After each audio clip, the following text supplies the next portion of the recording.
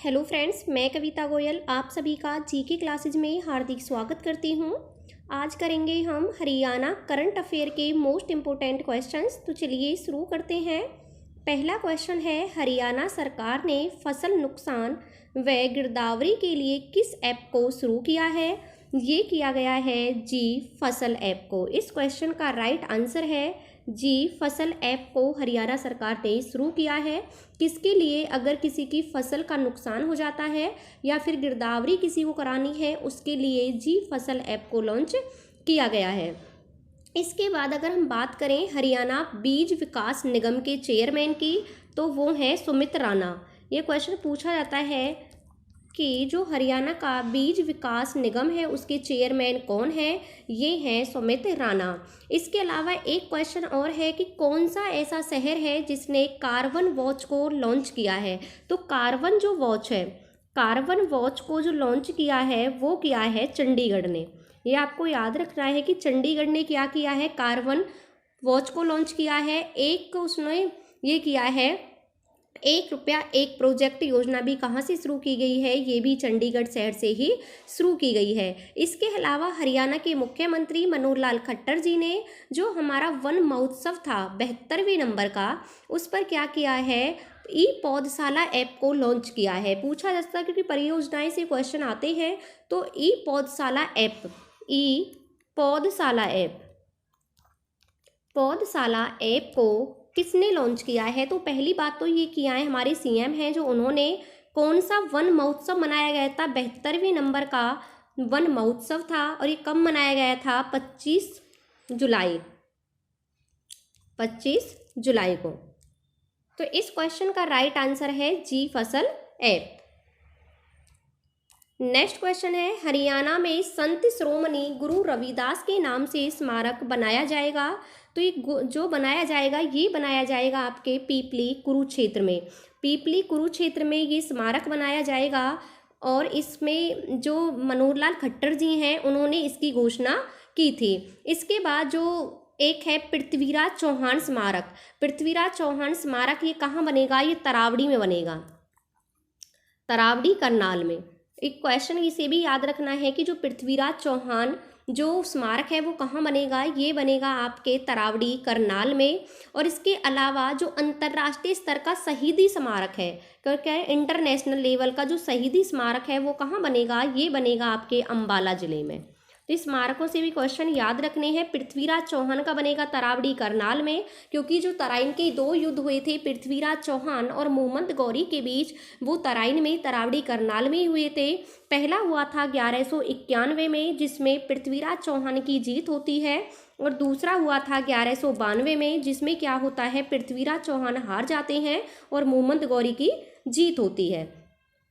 और पीपली में एक चीज़ और बनाई जाएगी, बलिदान स्मारक। ये भी आपको याद रखना है कि पीपली में ही बलिदान स्मारक बनाया जाएगा।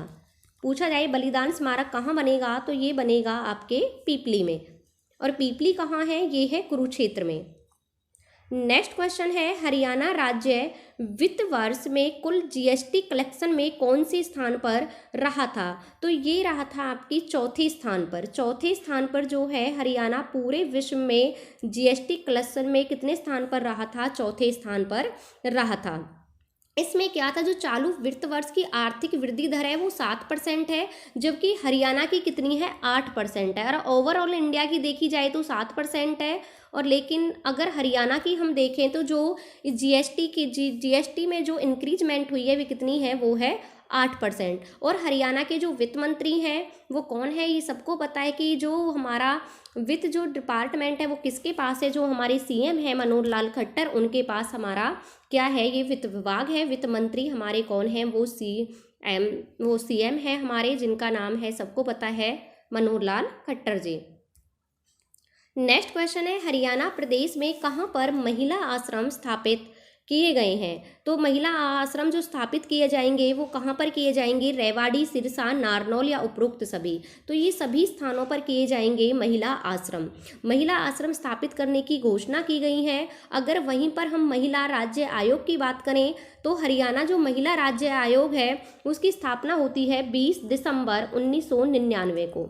20 दिसंबर 1999 को हरियाणा राज्य महिला आयोग की स्थापना होती है। अगर इनकी चेयरपर्सन अध्यक्ष पूछा जाए तो अध्यक्ष कौन है हरियाणा महिला आयोग की? ये हैं रेणु भाटिया। रेणु भाटिया इसकी क्या है? अध्यक्ष हैं। और प्रीति भारद्वाज क्या हैं? इसकी उपाध्यक्ष हैं। पहले क्या था? पहले महिला आयोग की अध्यक्ष कौन थी? प्रीति भारद्वाज थी, लेकिन अब क्या है? वो उपाध्यक्ष हैं, यानी कि वाइस चेयरपर्सन है। और अगर हम वहीं पर हरियाणा महिला और बाल विकास मंत्री की बात करें तो वो कौन है? ये हैं आपकी कमलेश ढांडा।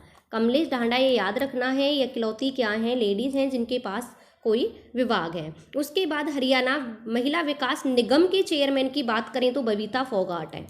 इसको भी याद रखना है, बबीता फोगाट। बबीता फोगाट क्या है? ये आपको सबको पता है, ये कुछ रेसलर हैं एक, और ये क्या है? ये हरियाणा महिला विकास निगम की क्या है? चेयरपर्सन हैं।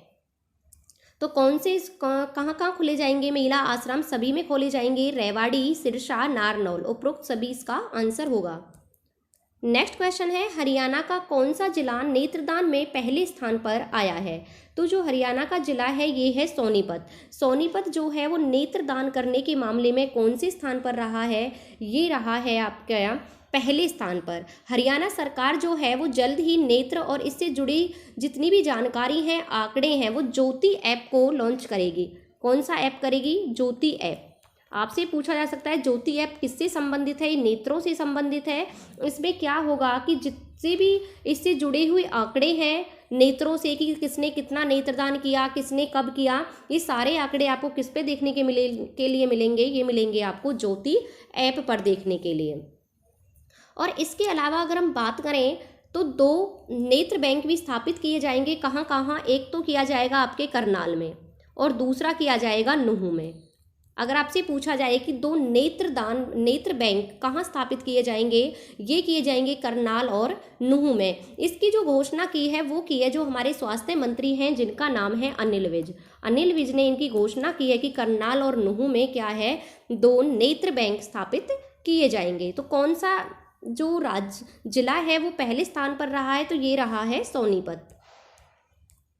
नेक्स्ट क्वेश्चन है, हरियाणा राज्य से कौन सी बेटी अंडर 19 T20 कप, ये कप नहीं है, कप विजेता क्रिकेट टीम में शामिल थी? तो ये कौन सी बेटी थी जो इसमें शामिल थी? ये थी सोनिया। इस क्वेश्चन का राइट आंसर है सोनिया। जो हरियाणा के क्रिकेट खिलाड़ी हैं जो सबको पता है सैफाली वर्मा, उनको BCCI का सर्वश्रेष्ठ उदीयमान खिलाड़ी चुना गया है। आपसे पूछा जाए कि BCCI का उदीयमान खिलाड़ी किसे चुना गया है? तो ये चुना गया है सैफाली वर्मा को।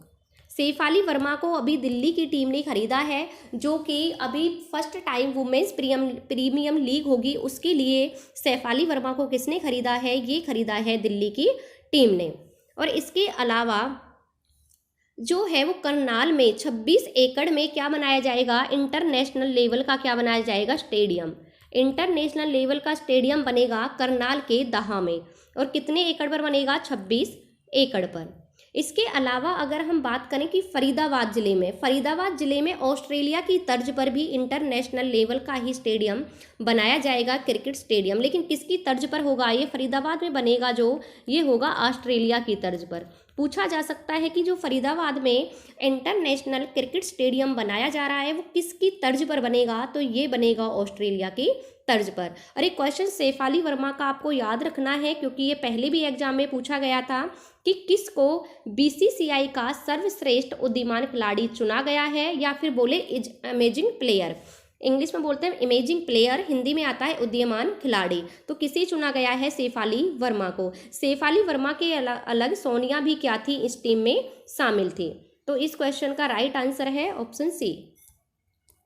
नेक्स्ट क्वेश्चन है, हरियाणा सरकार ने राज्य सतर्कता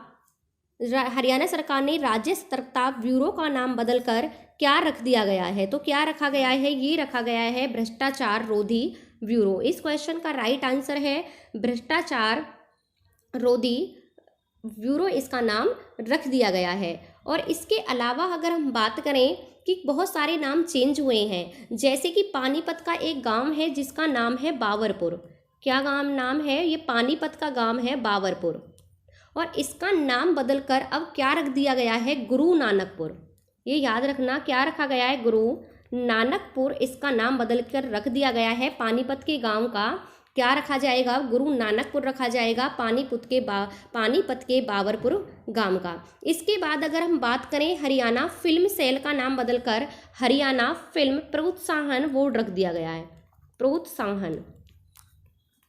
प्रोत्साहन बोर्ड रख दिया गया है। किसका नाम बदलकर, हरियाणा फिल्म सेल का नाम बदलकर। एक क्वेश्चन अभी लास्ट में ही पूछा गया था कि जो झज्जर में जहां आरा बाग है, जहां आरा बाग स्टेडियम है, उसका नाम बदलकर क्या किया गया है, तो ये किया गया है महर्षि दयानंद सरस्वती। महर्षि दयानंद सरस्वती इसका नाम कर दिया गया है। या आपसे उल्टा भी पूछ सकता है कि महर्षि दयानंद सरस्वती स्टेडियम किसका नाम किया गया बदलकर, तो झज्जर में स्थित है जहां आरा बाग स्टेडियम। जहां आरा बाग स्टेडियम का नाम बदलकर महर्षि दयानंद सरस्वती स्टेडियम रख दिया गया है। नेक्स्ट क्वेश्चन है, हाल ही में हरियाणा के किस जिले में startup brand challenge grey water management में देश में प्रथम स्थान प्राप्त किया है, तो ये किसने किया है, ये किया है भिवानी जिले ने। भिवानी जिले ने startup grand challenge grey water management में पहला स्थान प्राप्त किया है। इसके अलावा अगर हम बात करें, स्वच्छ सर्वेक्षण ग्रामीण 2022 के तहत भिवानी जिला भी देश में पहले स्थान पर आया था। इसके बाद अगर हम बात करें, रोहतक और फरीदाबाद ने दूसरा और तीसरा स्थान प्राप्त किया था। आपसे पूछा जाए स्वच्छ सर्वेक्षण ग्रामीण 2022 में कौन सा पहले स्थान पर रहा, तो वो रहा भिवानी, और दूसरे स्थान पर रहा रोहतक, और तीसरे स्थान पर रहा फरीदाबाद। ये आपको याद रखना है। और एक और क्वेश्चन बनता है कि भिवानी जिले का जो लोहारू है, भिवानी में जो लोहारू है उसमें क्या है, बकरी प्रजनन केंद्र स्थापित किया जाएगा। पूछा जा सकता है कि बकरी प्रजनन केंद्र कहाँ स्थापित किया जाएगा, तो भिवानी के लोहारू में ही ये स्थापित किया जाएगा। इसके अलावा और हम भिवानी की से बात करें तो भिवानी में एक जगह पड़ती है गिगनाऊ। भिवानी में जो जगह है गिगनाऊ, उसमें बागवानी उत्कृष्टता केंद्र स्थापित किया जाएगा। बागवानी, महाराणा प्रताप जो बागवानी है वो आपको पता है करनाल में है, लेकिन भिवानी के गिगनाऊ में बागवानी उत्कृष्टता केंद्र स्थापित किया जाएगा। ये भी आपको याद रखना है। बकरी प्रजनन केंद्र भी भिवानी के लोहारू में ही स्थापित किया जाएगा। तो इस क्वेश्चन का राइट आंसर है ऑप्शन ए, भिवानी।